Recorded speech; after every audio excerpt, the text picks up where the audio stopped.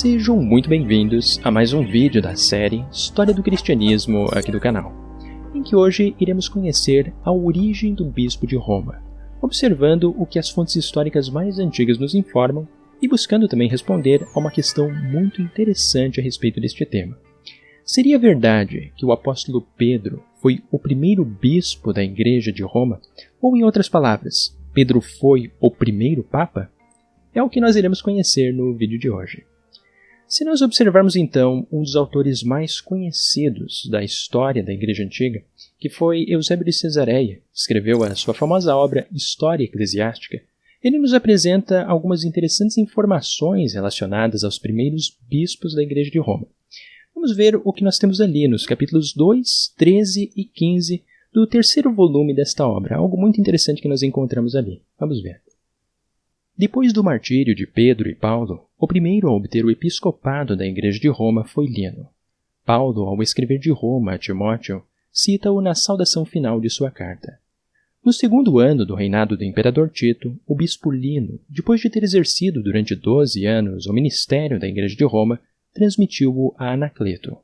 Anacleto, que foi bispo da Igreja de Roma durante 12 anos, foi substituído por Clemente, que o apóstolo, na carta aos Filipenses, informa ter sido seu colaborador nesses termos, em companhia de Clemente e dos demais auxiliares meus, cujos nomes estão no livro da vida. Aqui observamos, segundo Eusébio de Cesareia, que após a morte dos apóstolos Pedro e Paulo, os três primeiros bispos da Igreja de Roma foram Lino, Anacleto e Clemente. Agora, um detalhe histórico muito importante é que, mesmo sabendo que Eusébio de Cesareia escreveu a sua obra no quarto século de nossa era, essa tradição sobre os primeiros líderes da Igreja de Roma é ainda bem mais antiga que Eusébio, e pode ser rastreada em outras fontes que são datadas mais ao final do segundo século e também no terceiro século em diante. Como, por exemplo, uma destas mais antigas fontes que corrobora exatamente esta informação aqui mencionada, trazida por Eusébio, é Irineu de Leão, no capítulo 3 do terceiro livro de sua obra Contra as Heresias. Vamos observar o que ele também nos informa ali. Mas visto que seria coisa bastante longa elencar numa obra como esta as sucessões de todas as igrejas, limitar-nos-emos à maior e mais antiga e conhecida por todos, a igreja fundada e constituída em Roma pelos dois gloriosíssimos apóstolos Pedro e Paulo. Os bem-aventurados apóstolos que fundaram e edificaram a igreja transmitiram o governo episcopal a Lino, o Lino que Paulo lembra na carta a Timóteo. Lino teve como sucessor Anacleto. Depois dele, em terceiro lugar, depois dos apóstolos, coube o episcopado a Clemente, que vira os próprios apóstolos e estivera em relação com eles, que ainda guardava viva em seus ouvidos a pregação deles e diante dos olhos a tradição. Aqui nós observamos que Irineu de Leão confirma que os três primeiros bispos da Igreja de Roma foram Lino, Anacleto e Clemente, da mesma forma que também encontramos com Eusébio de Cesareia. O único contraste mais notável entre estas duas fontes é que o texto de Irineu pode dar a entender talvez que a transmissão ocorreu ainda em vida dos apóstolos Pedro e Paulo, enquanto que Eusébio de Cesareia é mais enfático, mais preciso ao dizer que a transmissão só ocorreu após a morte destes apóstolos. Mas, de forma geral, nós não encontramos aqui uma necessária contradição entre estas duas fontes, Irineu de Leão e Eusébio de Cesareia. No entanto, se nós buscarmos informações ainda em outras fontes antigas, nós começamos a encontrar alguns problemas em relação a esta tradição. Por exemplo, se notarmos o que nos informa Tertuliano de Cartago, no capítulo 32 de sua obra Prescrição contra os hereges, ele escreveu ali no início do século III, a tradição que ele nos apresenta é um pouco diferente. Vamos observar o que também encontramos ali. Pois é assim que as igrejas apostólicas transmitem seus registros.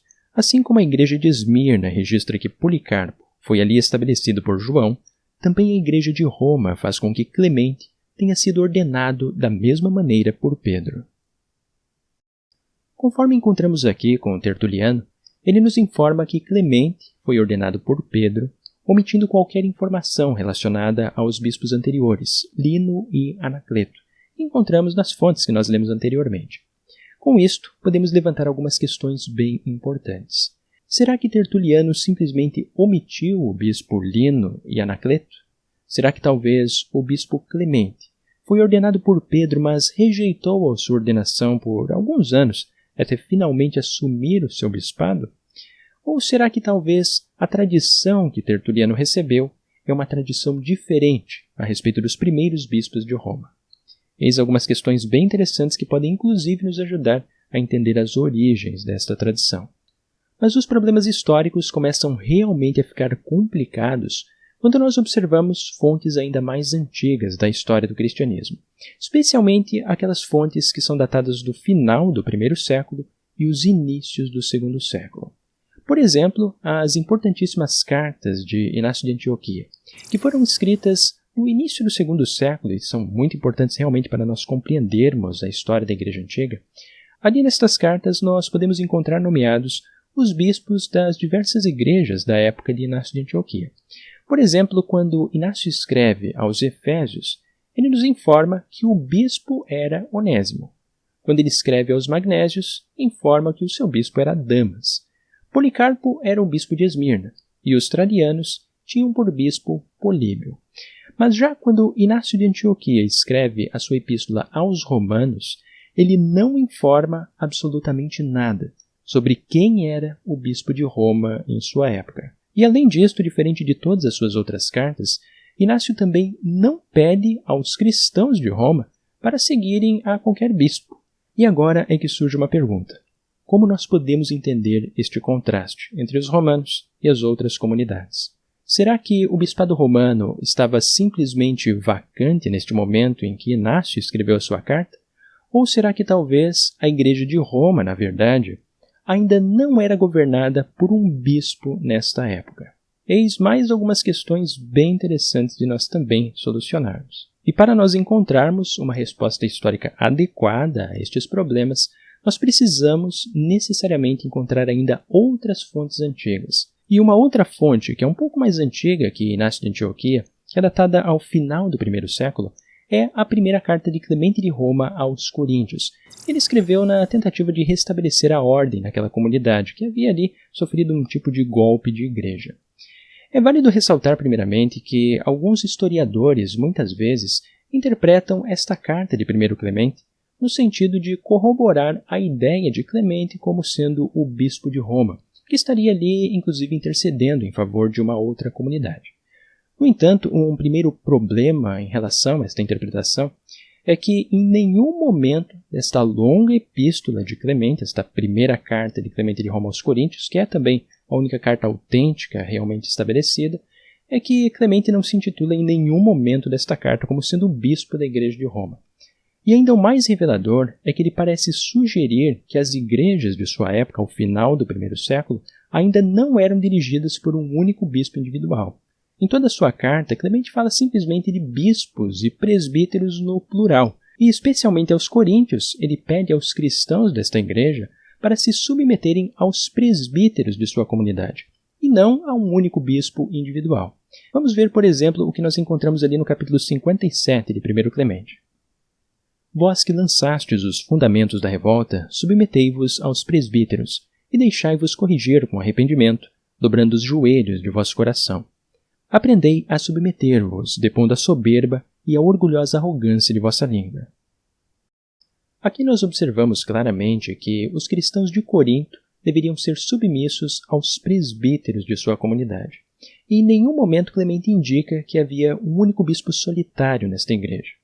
Logo, nós podemos concluir que no início da história do cristianismo, a liderança de muitas igrejas era ainda bastante diversificada.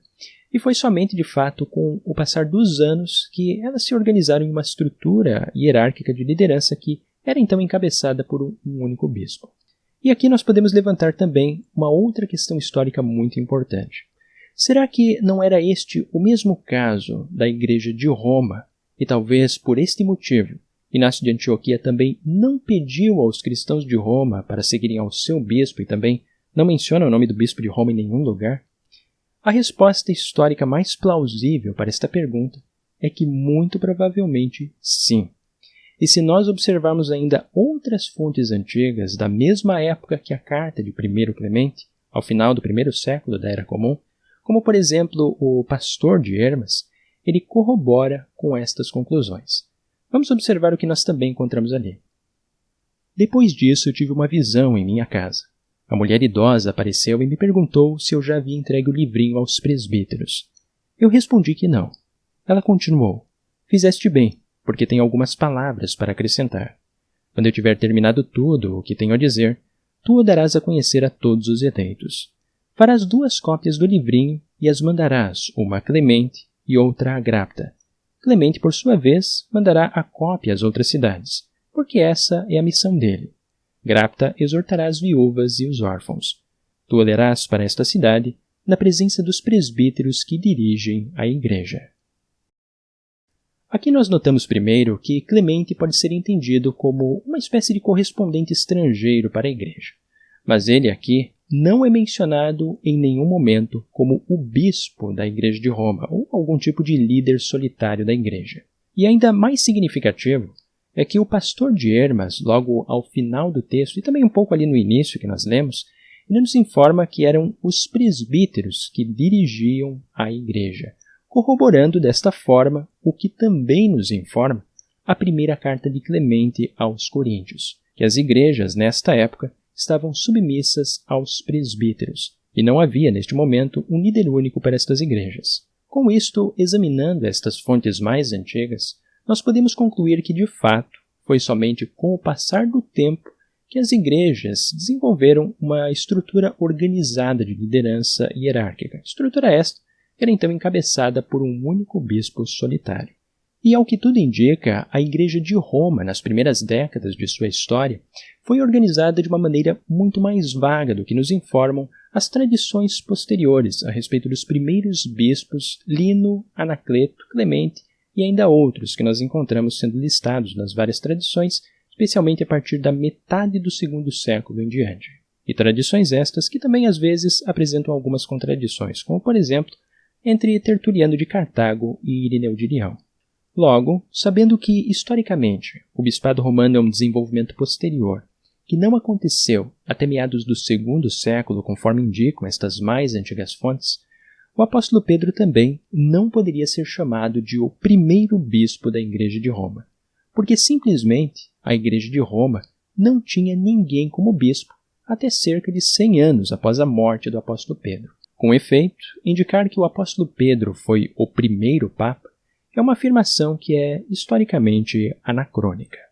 Espero com isto ter esclarecido a mais alguns aspectos interessantes sobre as origens do cristianismo e também sobre a história antiga da Igreja de Roma, mas se ainda restaram dúvidas sobre este tema, vocês poderão escrever seus comentários logo aqui abaixo do vídeo no YouTube.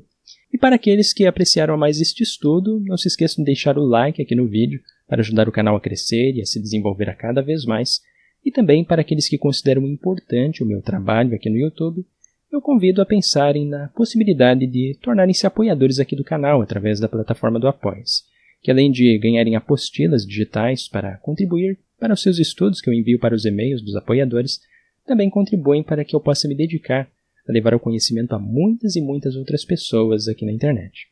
Agradeço muito a todos que acompanharam a mais este estudo e nos vemos muito em breve no próximo vídeo aqui do canal.